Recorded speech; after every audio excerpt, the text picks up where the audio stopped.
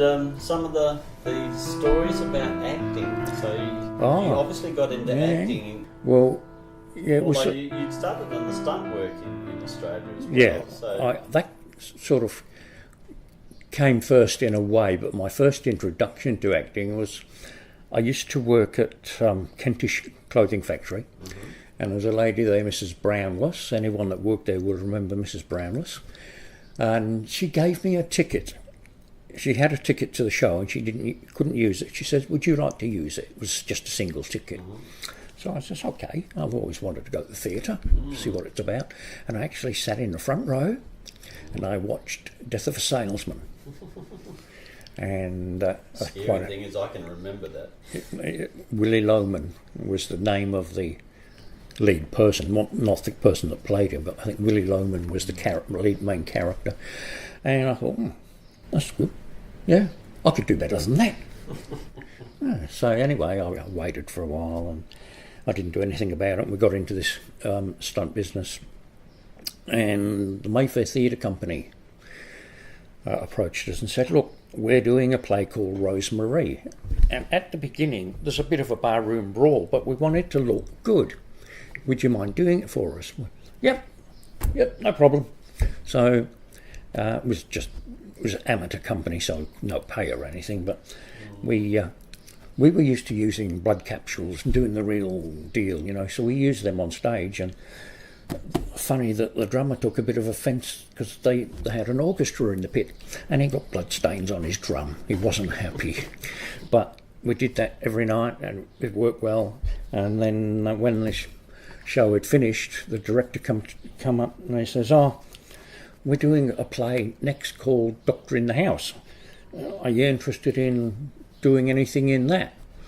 And a couple of us sort of says, well, maybe, So anyway, eventually I said, "Okay, I'll have a go." And I got the lead role of Doctor in the House. Whoa. First up. Lead role, wow. Yeah. So I did that. And then Northern Light Theatre Company said, "Hey, would you like to do that down at the Shedley?" So I did the same role at the Shedley. Okay. And so then where was the original one? The Mayfair. Mayfair. Yeah. Where was the Mayfair? The Mayfair's on Goodwood Road, still there. I think almost opposite the Caprice Cinema. And so then I did quite a few at the Mayfair, and also did quite a few at the Shedley. Then we decided we'd take Doctor in the House up to Gawler, so we did it in Gawler as well. Okay. So I did the same role 3 times. We have fun. The funniest part of the one we did at the Shedley was my so-called girlfriend was supposed to walk behind me while I'm sitting on the couch with my cup of tea, and she's saying, "And you, my boy, should be studying your homework," and clapped me on the back of the head, and my cup of tea went everywhere. That was the funniest part of the show. It wasn't supposed to happen.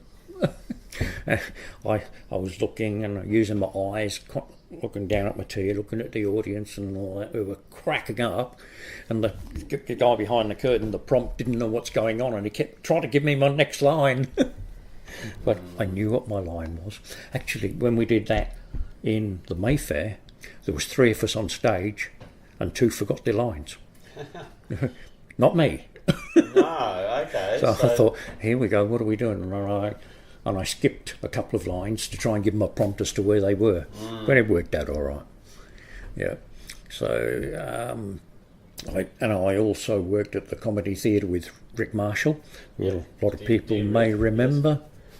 That's a story in itself, that, but we'll leave that. I was going to say, Rick Marshall, my memories of Rick Marshall is that later in his career it actually went off the rails. Yes, it was rather controversial. Yep. So it was fun.